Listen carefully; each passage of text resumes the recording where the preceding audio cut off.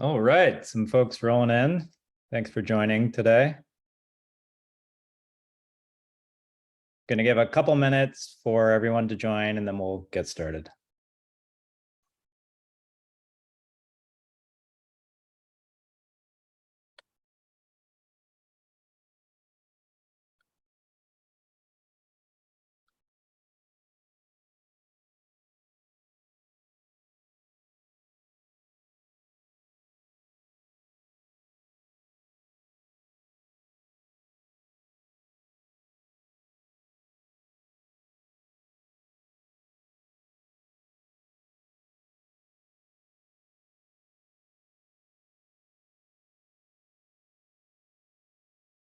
Love to hear where folks are coming in from in terms of part of the country or which firm. I'm in California.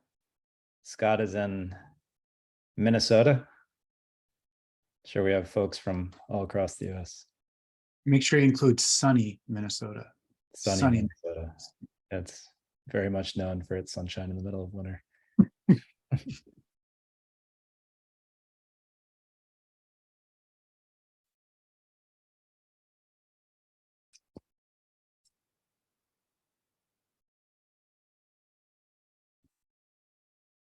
Oh, wow, I got Philadelphia. They can use the Q&A. Somebody mentioned the chat is disabled for whatever reason. You can use the Q&A to go ahead and throw in where you're from. Yep. Awesome. New York, North Carolina, Philadelphia. Sunny Cleveland, Ohio. Love it. Similar to sunny Minneapolis. Yeah. Orange County. That's you're NoCal instead of SoCal, like Nice. Out my way. I'm up near San Francisco. London. We have somebody from London. Awesome. Oh, cool.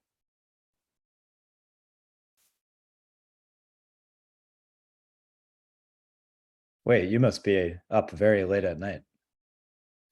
I think it's probably about 6 p.m. over there. It's not too bad. Okay. 6, 7, maybe 7 p.m. Awesome. Okay.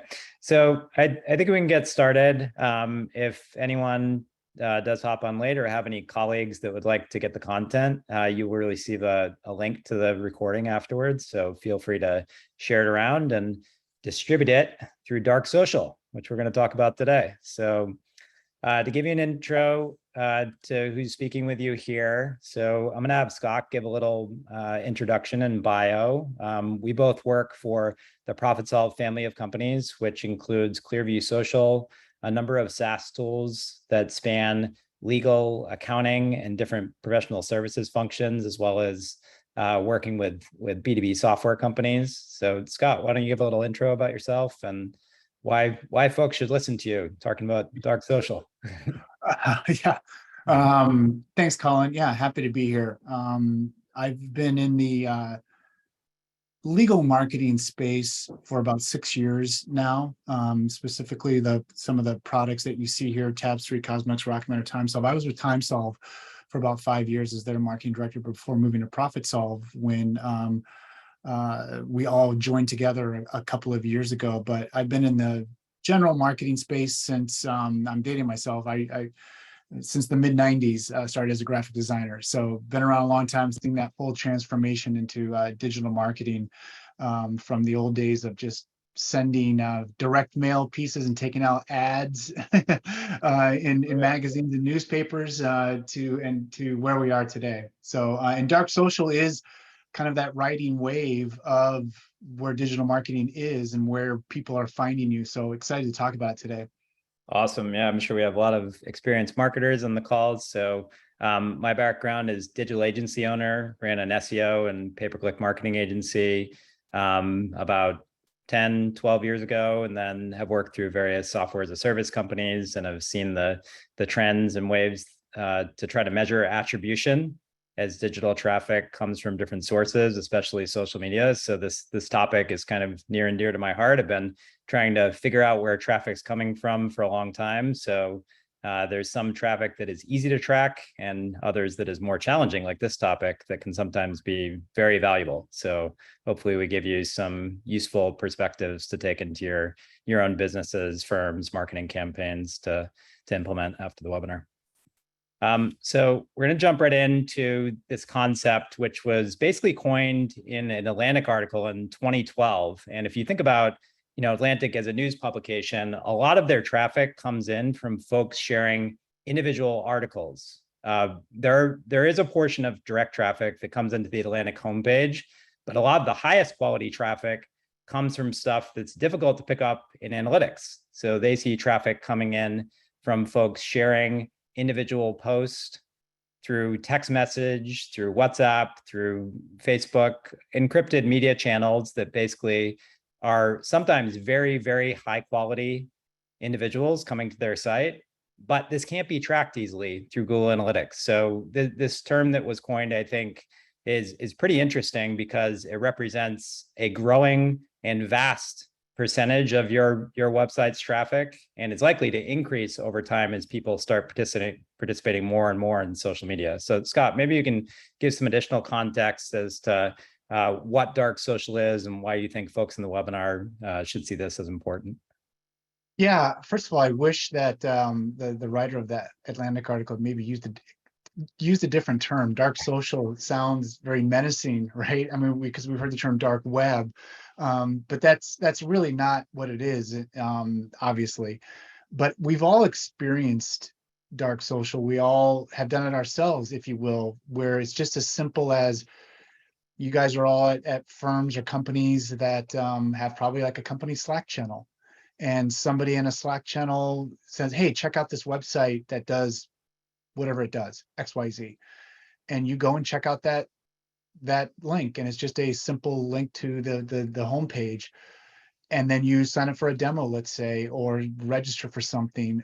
From an attribution point of view, that company is going to see was somebody who just came as direct traffic, or even maybe an organic search. Maybe instead of clicking on the link in that Slack channel, you instead went to the URL, or went to your Chrome browser or whatever, and just typed in the name of the company, and then that'll show up as organic search. But you already were very aware of who the company was and what you were trying to drive to. So that's one example of one channel of dark social. We'll explain it a little bit more, but it is. I think we all, as marketers, like, at least for me, when this term was first introduced to me, it just intuitively clicked and made sense. As someone who's been looking at attribution data in HubSpot for years and Google Analytics for years, seeing the percentage of traffic that just always shows to me as direct, or in as a subset of that organic traffic, and knowing, like, how can that be? How can I? And I look at in Google Analytics, and we've seen this, Colin, where they come into a website, the .com/, and you see like the long URL string of a blog post, let's say, and you're like, there's no way that person knew to type in that long URL string to get to that specific blog post, yet Google Analytics thinks it's direct traffic. It's like, well, it's because it was shared with them through whatever mechanism that we'll talk about, the various mechanisms here in a minute. That's how they got to it as direct traffic. Yeah, and I think there's this trend that we're seeing for those of you that have been looking at tools like Google Analytics or HubSpot for some time now. We're seeing less and less of the traffic can be tracked. Like, take search, for example. You used to be able to see exactly which search phrase you were getting folks from to your website. And now many people are signed into their Google accounts, so it comes up as not defined. So that's just one example of a category of traffic that is now obfuscated. We have less information about where those folks are coming from. You can use Google Search Console to get an idea of where you're showing up in terms of impression share and which keywords you're ranking for, but it's more difficult to find which keyword actually drove them to your website without paying for the click in Google advertising. And in direct, we're seeing this is trending up as more and more people start participating in social networks. There are more people that didn't participate in LinkedIn, didn't participate in Twitter, didn't participate on Facebook 5-10 years ago that are now picking up accounts in these networks and starting to actually receive shares from their friends, their colleagues, and clicking on them. And if you look back in history, that traffic would have only come to your website if they were typing in the site directly or they found you through Google search. So this is a a channel that you definitely need to be aware of, and something that you want to cultivate, because you know that if a colleague that you know and trust and highly regard their opinion sends you an article, you're much more likely to click on that than if you saw an ad come up online. So Scott, maybe you can talk about some of the different ways that this traffic is coming in, and how someone might cultivate more dark social traffic to come into their website. Yeah, and I'd already mentioned, Slack as an example, but those same things are true within, like, say, yeah, WhatsApp, Facebook Messenger, text messages, where somebody is sending you a link that isn't a full attributed with UTM parameters attached to the end of that link. That's kind of an important thing, right? Because we, as savvy marketing people, we use those UTM parameters to do either the Google Analytics part, or our own custom parameters to identify specific campaigns, or the different channels that we might be using that we want to track. The other thing that I think is important is those, as it says here, the unlinked mentions of email, social networks, and so on. And I think LinkedIn is a great example where, me as somebody, I might put out some interesting thing on dark social and how Clearview Social could help with that. And my network of people, I'll give a great example. Somebody just shared something for me just earlier today. She runs things with the New York State Bar Association, because we've done some advertising, so we're connected with them. And I know Holly, and she's great. She shared that post of mine, linked it.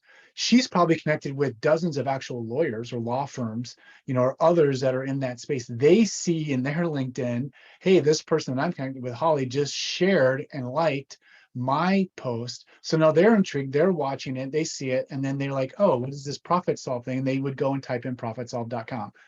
That's dark social. Another great example, a lawyer that I spoke with back earlier this summer, how she found her case management solution. And she's like, well, I'm a member of this is a great name of Facebook group. It's a Facebook group called Lawyers on the Beach.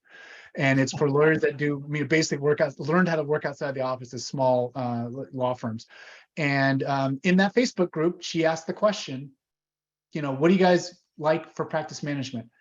And she got replies on one particular product the most. So she went to their website, typed it in directly, and booked a demo. But again, the attribution is just going to show us direct traffic. They have no idea that they were represented and referred to in a Facebook Lawyers on the Beach. It was a closed group too. You had to approve, you had to put in your ABA number to even prove that you were a lawyer, and so on. But that's, again, many examples of how dark social functions.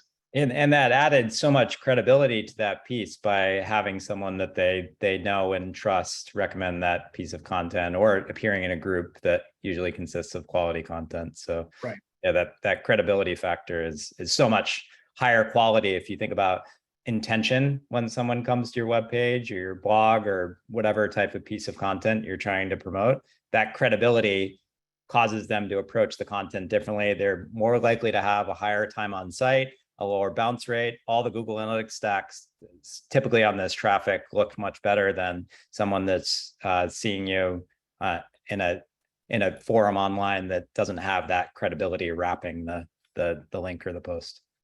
So that is one reason why it matters, the credibility factor. But let's talk a little bit about how prevalent this is and how we see it ramping in our Google Analytics results. So all of you, if you look at if you use HubSpot or if you use Google Analytics, I'm sure you've seen over time that direct traffic, if you're getting your brand out there, if you're participating active in social, you're going to see more direct traffic coming up. And that's a good sign, actually. It's not as easily tracked, but that means that folks are recognizing you through dark social, or they're hearing about your brand and typing in your website directly. And maybe, Scott, you can add a little context on some of the other points why this matters, and why folks should try to cultivate this and think of it as a really positive thing for their brand and their firm's website. Yeah, part of it too is, I think, again, I'm hoping that everyone here sort of intuitively is like, aha, yeah, I totally get this. I've seen this in my own business and so on. The challenging part is going back to that. How do I measure it? How do I figure out the ROI on these things that I know that are good to do, that I've been doing, podcasts, That's a big one there. Videos, things that can be shared easily in these various channels. When they're hard to measure, then it's hard to kind of sell to the leaders of a company like we should be doing more of this, because let's be honest, tools like HubSpot or Marketo or Pardot or any of those others, and even Google Ads, they're all set up to it's capturing demand of like what's easily tracked is what you pay for, right? Whether it's even Capterra or other places where business software directories have listings, those are very easy to say spend more money there, spend more money in those places, PPC, whatever it might be, because that's where we're getting people. But it's hard to say spend more money on a podcast because we think that a lot of our traffic is coming from there. So part of this is the challenge is how can we measure it if you can? And then how do you put like an ROI behind that, which can be challenging as well. Yeah, so let's talk more about that. I mean, just to kind of anchor in on this last point, like I want to emphasize that this is how more and more purchasing decisions or firm selection decisions are happening across the digital marketing ecosystem. People are becoming less and less likely, I think, to just convert off of a blind ad if they don't have a referral. So referrals carry so much more weight and are how many business purchasing decisions are made now. So I will now, for any large purchasing decision that involves a business vendor, typically ask a colleague for a referral. And oftentimes that comes in through a dark social channel. The way I end up on their website, the way it'll show up in Google Analytics is under direct, sometimes their homepage, but more often than not, they might have a sub page on the website that they send me to that represents a particular piece of content, something that they found interesting about the firm, or maybe like a sub service or sub product that this particular company offers if I'm asking about something very specific. So that gets right into this slide here. And I'd love to hear, Scott, you've implemented some of this stuff inside of ProfitSolve, and maybe you can speak to the stuff that's worked, not work, and how we can start to get stats about dark social when it is very difficult and not super transparent to find out where this traffic is coming from. Yeah, the two things you see on here of how to kind of measure that, as I mentioned before, and again, I'm not going to take credit that I invented these.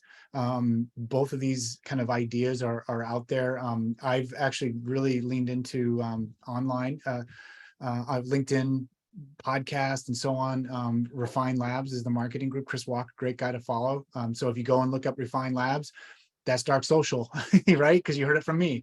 This is another way of sharing dark social right here. Webinars is another example. But on the left-hand side there, literally asking on your, whatever your conversion form may be, if you have one on your website. In the case for a lot of the ProfitSolve companies, it's to book a demo to see the product. Depending on what it might be for you as a firm or a company that's attracting clients, whatever that conversion form is, simply asking that question, how did you hear about us? And making it an open-end question, not one that holds values, because that can lead to bias, will help quite a bit in trying to figure out where exactly your dark social traffic may be coming from. Because oftentimes what Google Analytics or HubSpot or whatever tells you was not going to be what you have in the, how did you hear about us?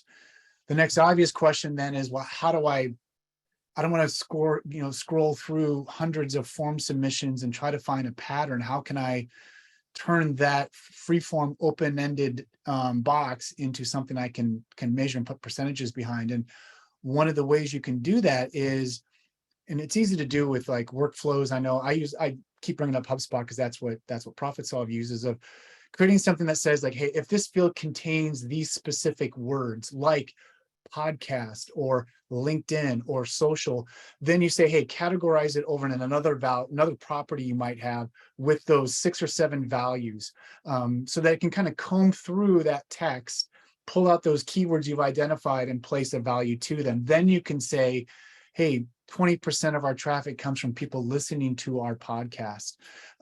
That's one way to try to figure out the specific dark social channels that are working.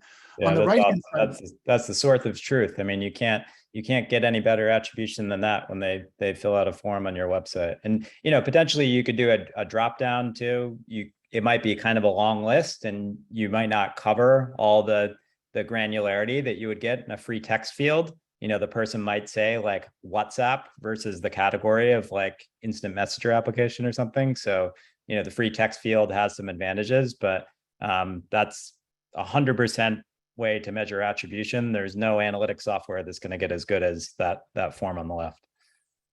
And studies have shown over and over again that people will, because I sometimes have gone through, it's like does anybody, do I trust will they really remember how they heard about us? Mhm. And it's not going to be 100% accurate, but I think you're going to find over time with volume of data that you get, trends will emerge for sure. In how people are hearing about you, other than the attribution channels that you see through Google Analytics, whatever it may be. Another way to try to at least identify what percent of your traffic is dark social without necessarily knowing the specific dark social channels is going into your Google Analytics, going to that channel of direct traffic and creating a segment, an audience, if you will, of people who did not come to your homepage directly. It came to some other URL, that long URL that I described earlier. So, siphon off and say, look, these are the pages on our home site that people on our website that somebody probably really could type in the URL. Obviously, your homepage is one. A second one might be like /pricing. If somebody's like, they just assume everybody has a /pricing on their webpage, whatever it may be. But then create another segmented group so you can see what percent of your direct traffic, as Google Analytics defines it, is coming into your homepage, and that's real direct traffic, versus the traffic that is coming to some other URL, probably a long URL string, as direct traffic. That lane there will tell you what percent is really your dark social traffic. That's awesome, because thinking back to that kind of the original Atlantic article that seeded this term in the marketing landscape, you can imagine the Atlantic is a really good example of this, because when someone's referring an article on the Atlantic, they're referring that specific article, not just the homepage, the Atlantic. And when it comes to producing the type of content that's going to attract dark social traffic, like this page that we're going to show you here, that is the stuff that's going to go to a sub page on your website, not necessarily the homepage. So Scott, can you talk about how folks can use this information to try to improve their numbers and increase dark social traffic? We have some good ideas, some of which we do at ProfitSolve, and some of which I know you all probably do that are on the webinar. But these are ones where they would come into a sub page. They're likely to be shared through those different mediums and can really be high quality traffic that gets shares. Yeah, I think I'll go through this quickly so we can talk a little bit more about specifically how Clearview can help. But podcast is a great place, obviously, but not just podcasts, but taking those podcasts, chopping them up into 2 or 3 or 4 minute videos, or even audio, digital audio, and then sharing them through your social network. So you can take a lot of the content you might, as a marketer, already produce and repurpose it into places where that are going to be seen for dark social. Videos is a great place.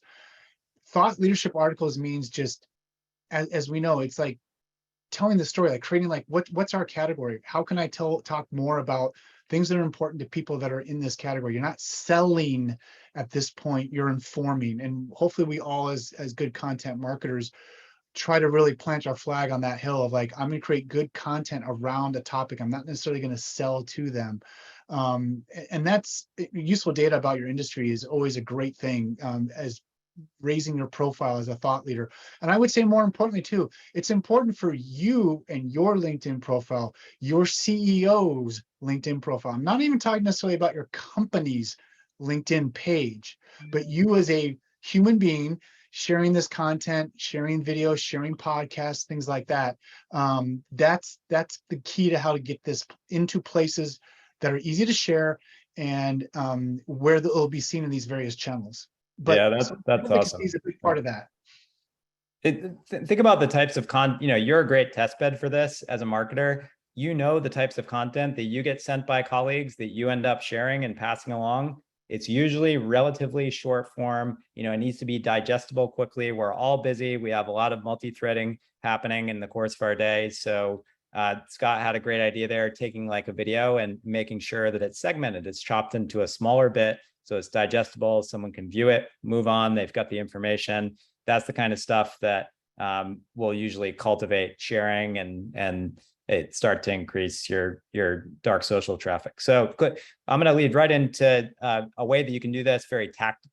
So some of you may be clients of Clearview Social. For those of you that are not familiar, Clearview Social is a tool that allows you to get your employees, your teams sharing company content on social media, and typically or content that's shared on individual personal pages, like an individual's LinkedIn page, gets 8 times plus more shares than posts shared on your company page. So that's very significant when it comes to getting propagation of your content, more eyes on it, and more dark social traffic. So I'll just show you kind of a quick overview of how it works. You basically build a queue of articles about your business. This would be the social post that you're sending out for the week, or you can create an altogether new social post that you'd like to syndicate to your employee base. Your employees get an email prompt or a Slack message, or they can just opt in to automatically sharing all this content for the week.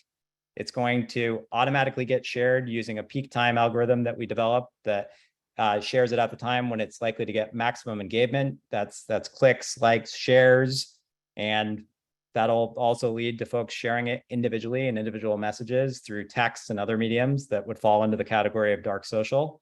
And then you get an analytics dashboard that shows you the trackable stats on who actually clicked on those posts and who went out and shared those posts. So what typically happens is, and we work with like 19 of the top 100 law firms to do this, very hard audience to get sharing. When they start doing this, they find that the lawyers are thought leaders. They already have a presence in their communities and have colleagues that are willing to share their content. When they start sharing, people take a close look, they read that content, and it's very likely that they're going to share it if they find it useful. So you want to kind of utilize the existing network that you have inside of your company to build those folks into stronger thought leaders and try to get them cultivating their personal brand along with propagating the company or the firm's brand out in the market. So I hope this was useful content that gave you some direct takeaways that you can implement into your business. So Scott and I would love to correspond with you on these topics. If you want to talk about dark social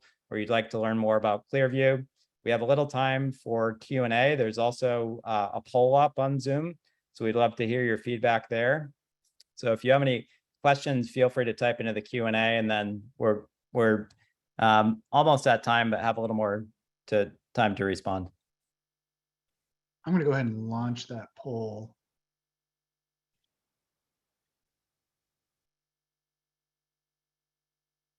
So yeah, hopefully the Q&A at the bottom, we can, what if you're a solopreneur? Yeah, good question. With that, that's a whole different kind of ball of wax, right? In some ways, I think, yeah. Yeah, I think you can still use a lot of the takeaways from this presentation to propagate your brand message and to achieve your goals on social. As an individual, you have choices around what you share and how you share that content. So that slide where we talked about the types of content that are likely to be shared, those are things that you can do individually. You can do podcasts, you can do videos, you can do thought leadership articles. All of those are firm size agnostic. You can do that as an individual or a firm with thousands of employees.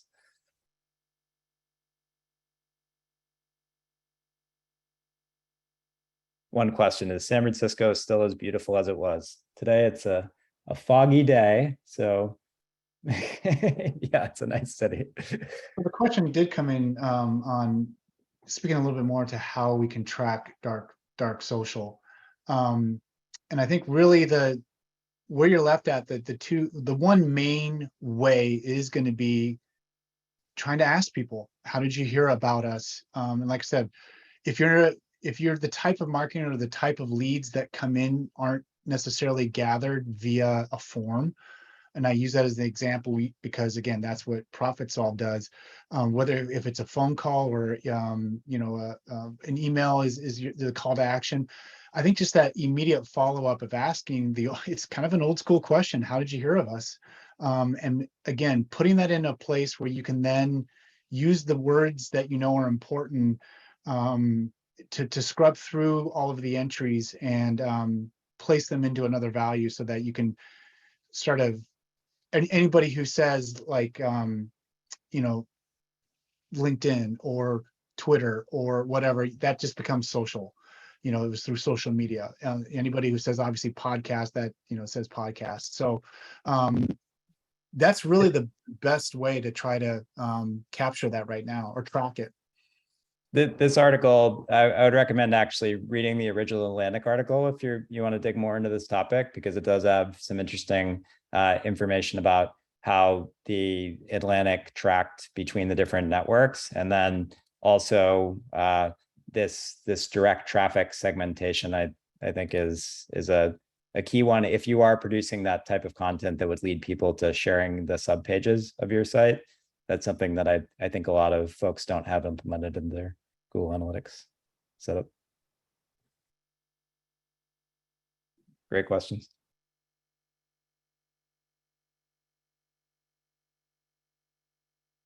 I think we're up against the clock here, Colin. So awesome.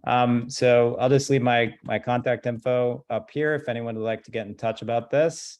Would love to keep going and chatting about this topic with folks that would like to increase dark social traffic. We really appreciate you taking your time today. I know it's very valuable, and look forward to engaging with you all in the future to drive better social media results. Thanks, Colin. Thanks, everybody. Thanks, Scott. You bet.